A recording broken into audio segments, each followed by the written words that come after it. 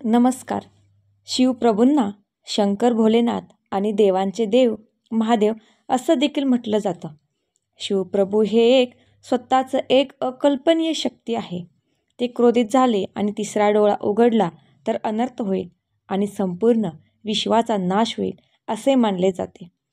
एवढे शक्तिशाली शिवप्रभू स्वभावाने मात्र अतिशय मऊ आणि भोळे आहेत असे मानले जाते. त्यांना प्रसन्न करणे अतिशय सोपे आहे. त्यामुळेच त्यांना भोलेनाथही असे म्हणतात. आज जी भोलेनाथांची भगवान शिवांची कथा सांगणार आहे, तुम्ही ती श्रद्धेपूर्वक जर ऐकाल तर ज्यांची विवाहाची कामे अडकली आहेत त्यांनी तर आवर्जून रोज ही कथा ऐकली तर त्यांचे विवाहाचे निश्चित योग जुळून येतात. आणि जो कोणी भाविक भक्त श्रद्धेने ही कथा ऐकेल त्याच्या आयुष्यातील दुःख संकट गरिबी नष्ट होईल आणि भोलेनाथाची कृपा त्याच्यावरती अखंड राहील. चला तर मग ह्या कथेला सुरुवात करूया. सर्वांनी अगदी लक्ष देऊन शेवटपर्यंत ही कथा ऐका. एक पंडित त्याच्या पत्नी आणि मुलासोबत राहत होता. त्याच्या मुलाचे नाव सोमनाथ होते. तो पंडित रोज सकाळी उठून अंघोळ करून तुळशीच्या रोपाला पाणी घालत असे आणि रोज त्या शहरातील सर्व घरोघरी जाऊन कथा सांगत.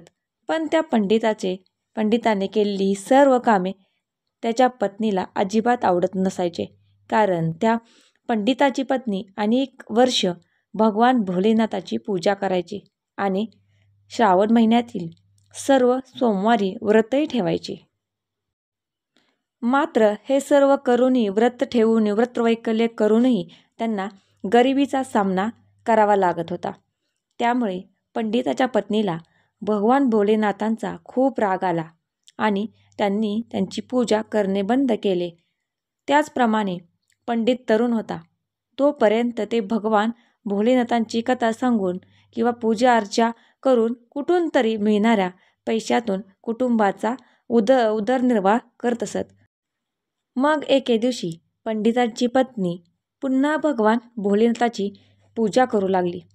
ती मनात विचार करून भगवान भोलेनाथाची पूजा करायची की एक दिवस नक्कीच येईल जे माझ्या सर्व इच्छा पूर्ण होतील. आणि ती मनातल्या मनात स्वतःलाच शिव्या देऊ लागली की आपण असे कोणते पाप केले आहे ज्यामुळे आपल्याला इतकी गरिबी सहन करावी लागली आहे. आता हळूहळू पंडित आणि त्यांची पत्नी दोघेही खूप म्हातारे झाले होते आणि आता पंडितांच्या अंगात एवढी ताकदही उरली नव्हती की कुठल्या शहरात जाऊन भगवान भोलेनाथांची कथा सांगता येईल. आता पंडितसुद्धा सतत आजारी राहू लागले कारण त्यांना अनेक रोगांनी घेरले होते आणि घर चालवायला कोणीच नव्हते. त्यामुळे पंडितसुद्धा चिंतेत राहू लागले. हळूहळू त्यांच्या घरात काहीच उरले नाही. त्याला उदरनिर्वाहासाठी संघर्ष करावा लागला. तेव्हा पंडितांची पत्नी खूप रागावते आणि भगवान भोलेनाथाची पूजा थांबवते आणि आपल्या पतीला म्हणते, आपण दोघे किती दिवस भगवान भोलेनाथांची पूजा करत राहणार. कारण शिवशंभूची आराधना करता करता आम्ही दोघेही खूप म्हातारे झालो आहोत. पण तरीही आम्हाला एवढ्या मोठ्या प्रमाणात उपासना करूनही काही फळ मिळाले नाही. आम्ही इतक्या गरिबीशी झगडत आहोत. आमची गरिबीही दूर झाली नाही. आपण पूर्वीपेक्षा अधिक गरीब झालो आहोत. पूर्वीच्या गोष्टी ठीक होत्या पण आता आपल्याला प्रत्येक छोट्या गोष्टींसाठी रडावे लागते. त्या पंडिताची पत्नी पुढे त्या पंडिताला म्हणते, हे नाथ, मी मूर्ख आहे. मी एकदा भगवान भोलेनाथांची पूजा करून थांबवलं आणि पुन्हा सुरुवात केली. श्रावणातल्या सर्व सोमवारी ना दिवस पाहिला ना वेळ पाहिला. मी दिवसेंदिवस भगवान भोलेनाथांची पूजा केली आणि उपवाससुद्धा केला. रोज तपश्चर्या करून शरीर कमजोर केले. नंतरही हे सर्व करून मला काही फळ मिळाले नाही. आणि आता तुम्ही शिवलिंगावर जल अर्पण करत आहात. शिवलिंगावर रोज जल अर्पण केल्यास तुमचा शिव काय देणार आहे तुम्हाला. पत्नीचे म्हणणे ऐकून पंडित तिला काहीच बोलले नाहीत, कारण त्यांचा प्रिय भगवान भोलेनाथांवर पूर्ण विश्वास होता. दुसरीकडे त्यांचा मुलगा सोमनाथ अजूनही शिक्षण घेत होता आणि काही दिवसातच त्याचे शिक्षण पूर्ण झाले. शिक्षण पूर्ण करून तो आपल्या घरी परतला आणि तेव्हा त्याने आपल्या आई आणि वडिलांना दुःखात पाहिले. तेव्हा त्याने आपल्या भविष्याचा फारसा विचार न करता आपल्या आई आणि वडिलांची सेवा करण्यास सुरुवात केली. त्यांचे सर्व हृदय त्यांच्या आई वडिलांच्या प्रेमाने भरले होते. त्याने आनंदाने त्याच्या आई वडिलांच्या सर्व इच्छा पूर्ण करायला सुरुवात केली आणि घरातील सर्व जबाबदारी आपल्या खांद्यावर घेतली. आपल्या आईवडिलांप्रमाणेच त्याने शहरात जाऊन भगवान भोलेनाथांची कथा सांगायला सुरुवात केली आणि कथाकथन करून उदरनिर्वाह करण्यास सुरुवात केली. अशी बरीच वर्षे निघून जातात, पण एक दिवशी त्या शहरातील प्रसिद्ध शिव मंदिरात प्रार्थना केल्यानंतर सोमनाथ तेथे उपस्थित शिवभक्तांना भगवान भोलेनाथांची पवित्र कथा ऐकायला लावतो आणि म्हणतो की जो कोणी भगवान भोलेनाथांची ही पवित्र कथा ऐकेल तोच खरा भक्त होईल. जो भक्त या कथा मनापासून ऐकतो, भगवान भोलेनाथ त्याची इच्छा पूर्ण करतात. कथा सुरू असताना सोमनाथ ही गोष्ट जेव्हा भक्तांना सांगत असतो, तेव्हा त्याच मंदिरात त्या नगराचा राजा देखील आलेला असतो आणि ही गोष्ट तो राजा ऐकून आणि सोमनाथाला म्हणतो की आजपासून तुम्ही माझ्या राजकन्येला रोज भगवान भोलेनाथांच्या कथा ऐकवायला लावणार का? कारण मला माझ्या मुलीला चांगला वर मिळावा अशी माझी इच्छा आहे आणि त्यासाठी मी तुला रोज दक्षिणा म्हणून भरपूर पैसे देईन. राजाचे असे बोलणे ऐकून सोमनाथाला खूप आनंद होतो आणि सोमनाथ तो राजकन्येला रोज कथा ऐकवायला तयार होतो. त्यानंतर राजाने सोमनाथाला आपल्या राजवाड्यात रोज राजकन्येला गोष्टी ऐकवायला लावल्या आणि त्या पैशातून तो आपल्या कुटुंबाचा उदरनिर्वाह करू लागला.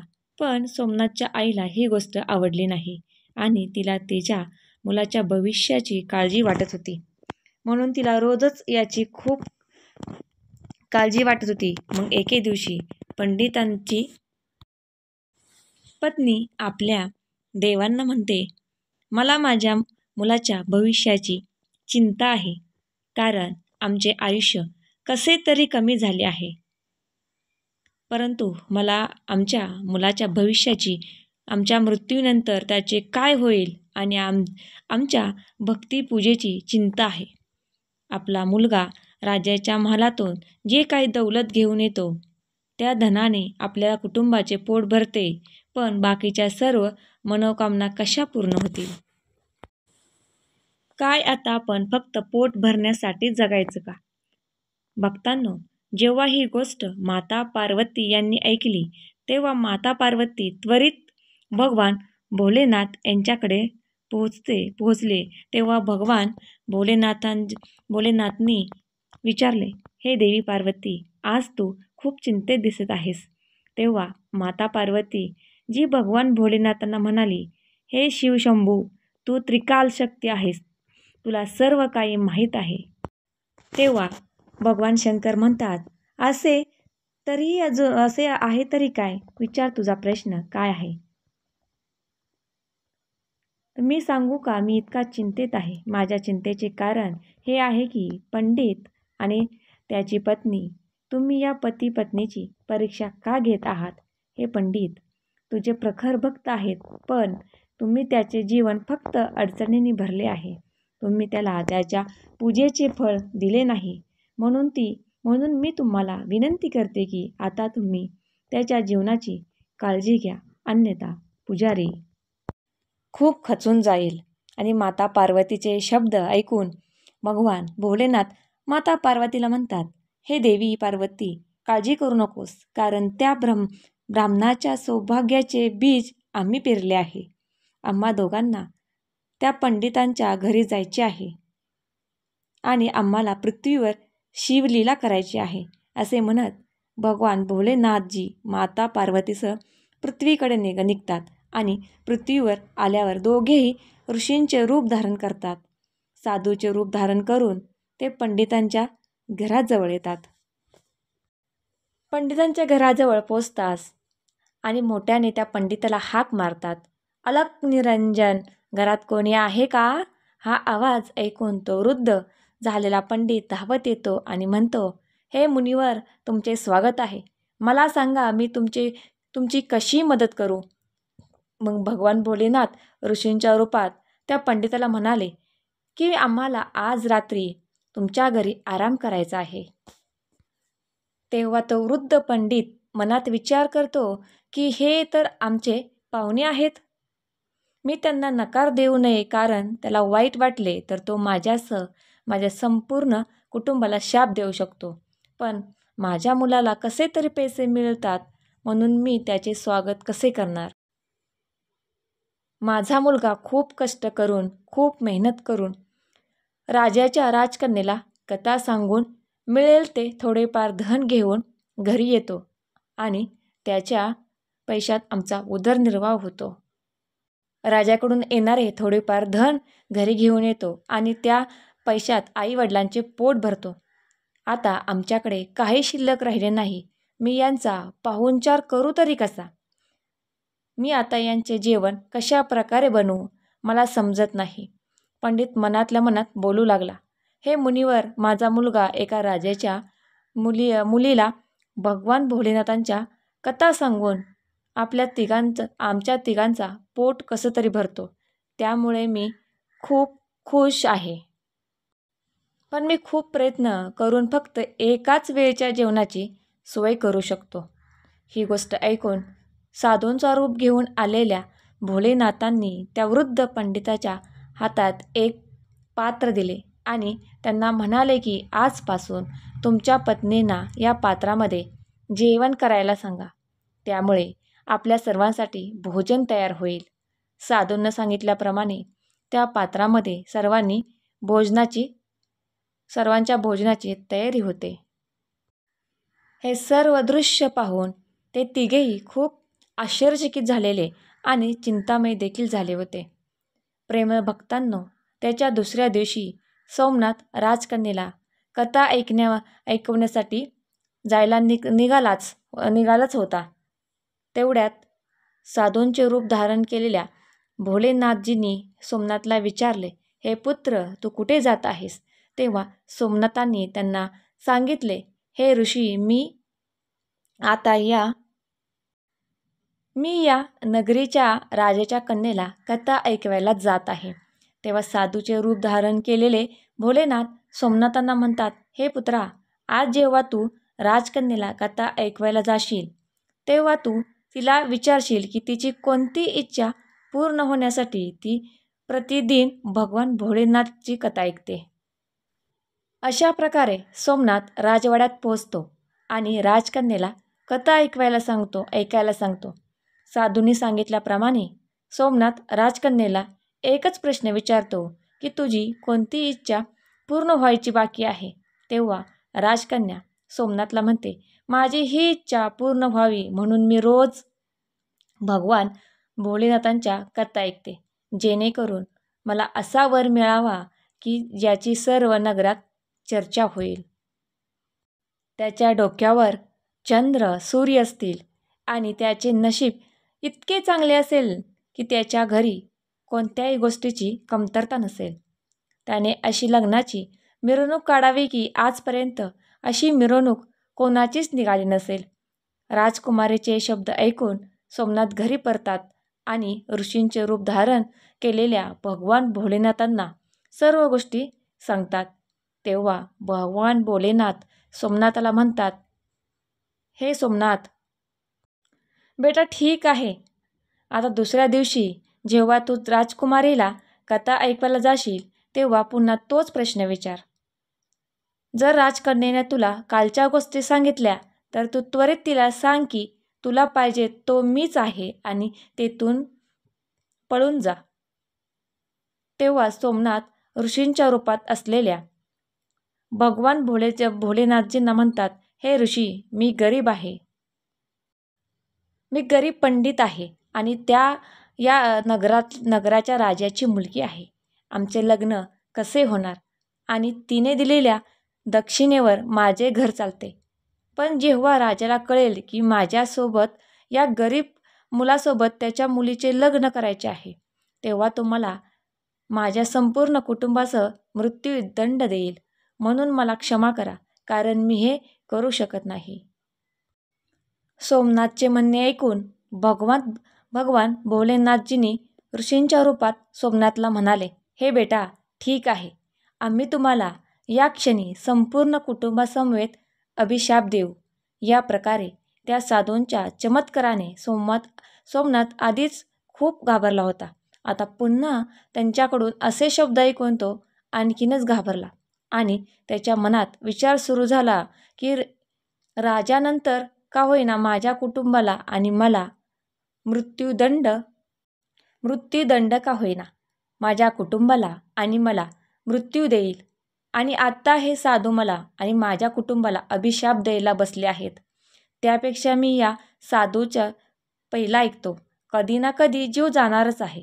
असा विचार करून त्यांना आश्वासन दिले की तुम्ही सांगितलेली गोष्ट मी करायला तयार आहे. आणि राजवाड्यात जाऊन सोमनाथने राजकन्येला परमेश्वराची कथा ऐकायला लावली. सोमनाथांनी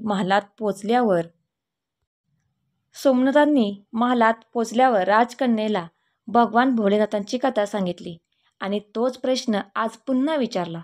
तेव्हा राजकन्येने पुन्हा तेच उत्तर दिले जे तिने पहिल्या दिवशी दिले होते.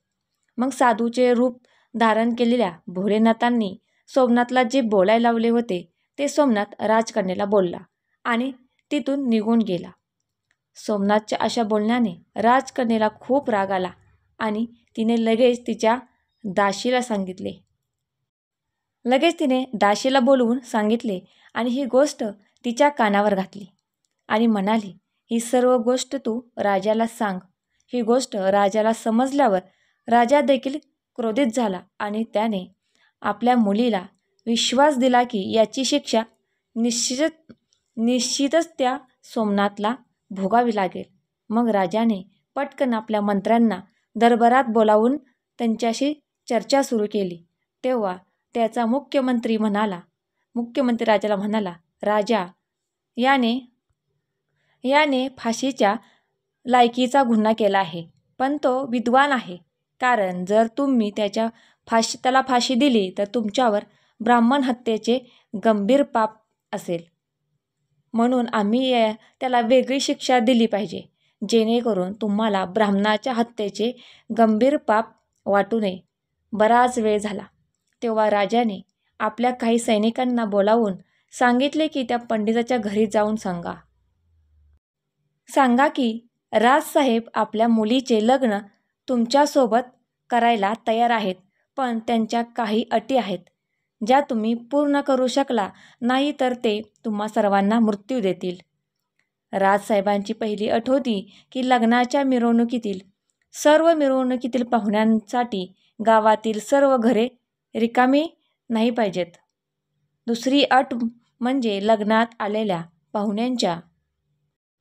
दुसरी अट अशी होती की लग्नात आलेल्या पाहुण्यांच्या स्वागतासाठी तयार केलेले अन्नपदार्थ कोणत्याही प्रकारे वाचले नाही पाहिजेत.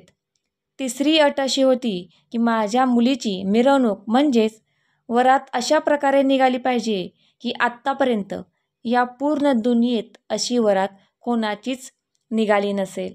लग्नात वरात घरात येईपर्यंत जर आमची अट पूर्ण झाली नाही तर लग्नाच्या मिरवणुकीत आलेल्या सर्व पाहुण्यांनाही फाशीची शिक्षा होईल. राजांचे हे म्हणणे ऐकून राजाचे सैनिक सोमनाथच्या घरी पोचतात. सोमनाथ घरी जाऊन साधूचे रूप धारण केलेल्या भोलेनाथांना घडलेला सर्व प्रकार सांगतात की तुम्ही सांगितल्याप्रमाणे मी सर्व काही करून आलो आहे. राजाचे सैनिक सोमनाथाच्या घरी पोचतात. राजाचे शिपाई दार ठोठावण्याचा आवाज ऐकून सोमनाथचे वडील दार उघडतात. तेव्हा ते शिपाई वडिलांना म्हणतात, हा तुमचा मुलगा आहे का? त्याने राजकन्याशी लग्न करायचे आहे. ठीक आहे. राजसाहेबांनी आपल्या मुलीच्या लग्नाची परवानगी दिली आहे. पण राजसाहेबांनी सांगितलेल्या काही अटी पूर्ण केल्याच पाहिजेत. अन्यथा तुमच्या संपूर्ण कुटुंबाला फाशीची शिक्षा दिली जाईल. हे ऐकून सोमनाथचे वडील पूर्णपणे भयभीत होऊन त्यांना म्हणाले, अरे सैनिकांनो, राजाच्या कोणत्या अटी आम्हाला पूर्ण कराव्या लागतील? कृपया करून मला सांगा. तेव्हा राजाचे सैनिक म्हणतात यांच्या लग्नात मिरवणुकीला आलेल्या सर्व पाहुण्यांसाठी नवीन घर बांधली गेली पाहिजेत. दुसरी अट म्हणजे यांच्या लग्नाच्या मिरवणुकीसाठी आलेल्या पाहुण्यांना केलेले जेवण थोड्याही प्रमाणात उरले नाही पाहिजे व त्याच्या आईवडिलांनाही फाशीची शिक्षा दिली जाईल व तसेच या मिरवणूक आलेल्या पाहुण्यांनाही मृत्यूदंड दिला जाईल हे निश्चित आहे. राजाच्या सैनिकाचे हे बोलणे ऐकून सोमनाथ आणि सोमनाथच्या वडिलांचे हातपाय थरथर कापतात. तेव्हा भगवान भोलेनाथ ऋषींच्या रूपात येतात आणि सांगतात की घाबरू नका आणि राजाच्या सैनिकांना निरोप द्या. लग्नाच्या दिवशी आपण लग्नाच्या मिरवणुकीसह पोचू हा संदेश द्यायला लावतात. मग सोमनाथांनी साधूने सांगितल्याप्रमाणे त्या सैनिकांना उत्तर दिले आणि ते सैनिक राजवाड्यात पोहोचले आणि राजाला सर्व काही सांगितले. परंतु जेव्हा राजाला सोमनाथाकडून सकारात्मक उत्तर मिळाले हे समजले तेव्हा तो खूप आश्चर्यचकित झाला. राजा मनात विचार करू लागला की हा कोणत्या आशेवर मला हा संदेश देऊ लागला आहे. राजा चिंतित पडतो की हा कोणत्या आत्मविश्वासावर माझ्या मुलीशी लग्न करायला तयार झाला आहे. माझा कोणता शत्रू त्याची साथ देत तर नसेल असा विचार राजाच्या मनात येतो. यानंतर राजाने त्याच्या राज्यातील कितीतरी घरांना लग्नाचे घर असल्यासारखे सजवून टाकले आणि अनेक प्रकारच्या तंबूची सोय देखील केली. राजा हाच विचार करत होता की तो गरीब पंडितांचा मुलगा करून काय करणार आहे आणि आणून काय आणणार आहे. सोमनाथच्या मिरवणुकीत कोणी येणार नव्हते. हे सर्वांचे म्हणणे ऐकून सोमनाथ अतिशय चिंतेत होता. सोमनाथला खूप काळजी वाटू लागली कारण आत्तापर्यंत त्याच्यासोबत कोणी यायला तयार नव्हते. असं करत त्याच्या लग्नाचा दिवसही समोर आला आणि सोमनाथ अजूनही विचारात पडला. सोमनाथला एवढ्या दुःखात पाहून ऋषींच्या रूपात असलेले भोलेनाथ सोमनाथला म्हणाले, हे बेटा, आज तुझं लग्न आहे आणि आजही तू खूप काळजीत आहेस. मला सांग, तुला कशाची तरी काळजी वाटत आहे. तू चिंतित आहेत, पण बाळा आम्ही तुमच्यासोबत आहोत. तेव्हा सोमनाथ भगवान भोलेनाथजींना म्हणाले, हे मुनिवर, तुम्हाला सांगून काय उपयोग? माझे तर भाग्यच खोटे आहे. माझ्या नशिबात जे काय लिहिले आहे तेच घडणार असे म्हणत ते लग्नासाठी तयार झाले आणि त्याच्याबरोबर महालाकडे निघाले. मग भोलेनाथजींनी सोमनाथच्या मिरवणुकीत येण्यासाठी सर्व देव, भूत आणि गंधर्व यांना मानवी रूपात सोमनाथच्या मिरवणूक येण्याचा आदेश दिला होता आणि त्यांना तो आदेश पाळावा लागला. त्यामुळे सर्व मिरवणूक नाचत घराघरात पोचली. लग्नात इतके पाहुणे आले की लग्नाच्या मिरवणुकीतील सर्व घरेही लग्नाच्या पाहुण्यांनी भरून गेली होती आणि काही पाहुण्यांना तंबूशिवाय बाहेर सोडण्यात आले होते. जेव्हा राजाच्या कानावर ही गोष्ट जाऊन पोचली की आत्तापर्यंत सोमनाथाबरोबर मिरवणुकीत यायला एकही जण तयार नव्हता आणि आता इतकी लोक आली तरी कुठून? राजाला या गोष्टीचा खूप संताप झाला. तो बोलू लागला, हे सर्व एकदाच जाऊन बघायला हवं. असा विचार करून राजा ताबडतोब तेथे पोचला आणि जेव्हा भगवान भोलेनाथजींनी राजाला लग्नाच्या मिरवणूक येताना पाहिले तेव्हा त्यांनी शुक्र आणि शनिदेव यांना मुलाचे रूप धारण केले आणि त्यांना भुकेमुळे शोक केला. इकडे राजाने दोन्ही मुलांना मोठ्याने शोक करताना पाहिले आणि त्यांनी साधूचे रूप धारण केलेल्या भगवान भोलेनाथजींना विचारले की हे महात्मे, ही मुले भुकेसाठी इतका गोंधळ का करत आहेत असे विचारले. तेव्हा साधूचे रूप धारण केलेल्या भोलेनाथ म्हणाले की यांना प्रचंड भूक लागली आहे, त्यामुळे भुकेसाठी हे गोंधळ करत आहेत. मग राजाने या दोन्ही मुलांना भोजन तयार होत असलेल्या ठिकाणी पाठवले आणि लगेचच राजाच्या सैनिकांनी राजाजवळ जाऊन सांगितले की राजन, त्या दोन्ही मुलांनी लग्नामध्ये केलेले सर्व भोजन संपून टाकलेले आहे आणि ही दोन्ही मुलं अजूनही जोरजोरात ओरडत आहेत की आम्हाला अजून जेवणाची गरज आहे. आपल्या सैनिकांचे हे बोलणे ऐकून राजा पूर्ण संकटात जातो, कारण आता त्याच्या संपूर्ण अहंकाराचा चुरा झालेला असतो. नगर एका परिपूर्ण वधूप्रमाणे सजले. सोमनाथही त्याच्या लग्नाच्या पोशाखात राजकुमारापेक्षाही कमी दिसत नव्हता. सोमनाथाच्या पोशाखाला चंद्र आणि सूर्याचे सजवलेले गेले होते. लग्नाच्या वेळेला सोमनाथ एका सुंदरशा रथात बसून लग्नासाठी राजमहालात जायला तयार झाला. त्या रथाच्या पुढे कित्येक बँड बाजे वाजत होते. सोमनाथच्या मिरवणुकीचे असे दृश्य पाहून त्या नगरातील काही लोक म्हणू लागले की या पंडिताचे भाग्य पहा, त्याच्या मस्तकाचा आधार चंद्राने सजवला आहे आणि सूर्य, धन आणि लक्ष्मी चारही बाजूनी जात आहे. याप्रमाणे जणू काही श्रीमंत राजाची लग्नाची मिरवणूक निघत आहे आणि अशी लग्नाची मिरवणूक आपण आपल्या आयुष्यात पाहिली नाही आणि भविष्यात पाहण्याची आशाही नाही. हा पंडित तर खूप भाग्यवान निघाला आणि आता तो प्रचंड श्रीमंत होणार आहे. या पंडितावर परमेश्वराचा आशीर्वाद आहे. पंडित भोलेनाथाला म्हणतात, हे भगवान, हे खरे आहे की ज्याला तुमचा आशीर्वाद मिळतो त्याच्यावर तुमची कृपा होते. त्याच्यासाठी अंधाऱ्या भंडाराचे कुलूप उघडतात, त्याच्यावर चमत्कारांचा वर्षाव प्राप्त होतो आणि त्याच्या रडक्या नशिबाचे फासे बदलतात. तेव्हा भगवान भोलेनाथजी पार्वती मातेला म्हणतात, पार्वती, जे भक्त माझी मनोभावाने पूजा करतात त्यांच्या उपासनेचे फळ मी त्यांना निश्चित देतो आणि केवळ काही काळापुरताच त्यांचा वाईट काळ संपून जातो. तर जो कोणी भावी भक्त माझी मनापासून पूजा करेल त्याला निश्चित फलप्राप्ती मिळेल. ज्यांची लग्नाची कामे रखडलेली आहेत त्यांनी रोज तरी ही कथा आवर्जून ऐका. त्यांच्यावरती भोलेनाथाची कृपा होते आणि तुमच्या लग्नाचे योग जुळून येतात. व्हिडिओ आवडला तर लाईक करा, शेअर करा, चॅनलला सबस्क्राईब करा आणि व्हिडिओला एक लाईक जरूर करा. कमेंटमध्ये जय भोलेनाथ शिवशंभो लिहायला विसरू नका.